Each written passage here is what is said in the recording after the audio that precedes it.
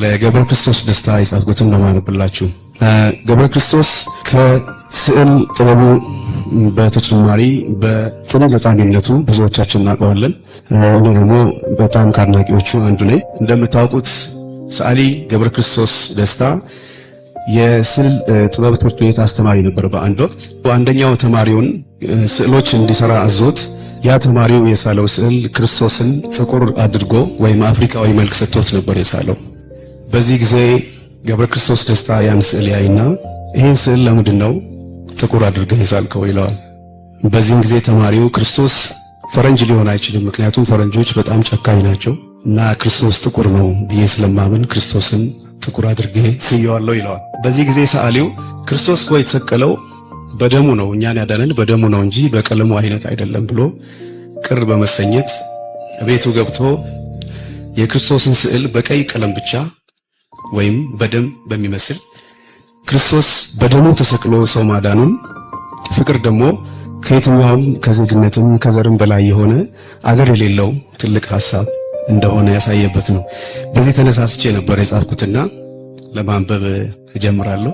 ክርስቶስ ወገብረ ክርስቶስ እዩት ይህን ጠቢብ ሸራው እስኪደማ በቀይ እየወጋ በደም እየሳለው እንጨት አመሳቅሎ ዳግም ክርስቶስን ጨርቁ ላይ ሰቀለው። ቀራንዮ ሆነ የወጠረው ሸራ፣ ጎልጎታ ሆነ የወጠረው ሸራ። አሁን እስኪመስል ስቃዩ ያስፈራ፣ አሁን እስኪመስል ስቃዩ ያስፈራ። ደም ከደም አረገው አበዛበት ጣረ፣ ብሩሹን አሹሎት እንደጎኑ ጦር። እየወጋ ሳለው በጣም ጨከነበት ገብረ ክርስቶስም ክርስቶስ ላይ ከፋ። የቆዳው አይነቱ በደም ተከልሎ ዘሩ እስከሚጠፋ እየወጋ ሳለው እየሳለ ወጋው። ዘሩ እስከማይለይ መልኩ ዝም ብሎ ደሙ እስከሚናገር የትም ያለ ፍቅር እንዳይኖረው አገር። እንዳንለው ፈረንጅ እንዳንለው ጥቁር እንዳንለው ቀዬ በመስቀል ላይ ሞቶ ያየውን ስቃይ በቆዳ በቀለም እንዳናሳንሰው በደሙ ተሰቅሎ ሰው ያዳነውን ሰው። ከቀናት በአንድ ዕለት ሰዎች ሲሟገቱ በቀለሙ ጉዳይ ሲከራከሩበት በተመጻዳቂ የምሁር አንደበት በአንዱ አፍ ሲጠቁር በአንዱ አፍ ሲነጣ መታገስ አቃተው ሰዓሊው ተቆጣ። ስሜቱ ገንፍሎ በብሩሽ ጫፍ ወጣ። ሐሳቡን የሚገልጽ ቀለም እስከሚያጣ ሸራ ላይ ሰቀለው እንጨት አመሳቅሎ። አልወጣልህ አለው ፍቅርን ስሎ ስሎ ስሎ ስሎ ስሎ ፍቅርን ስሎ ስሎ።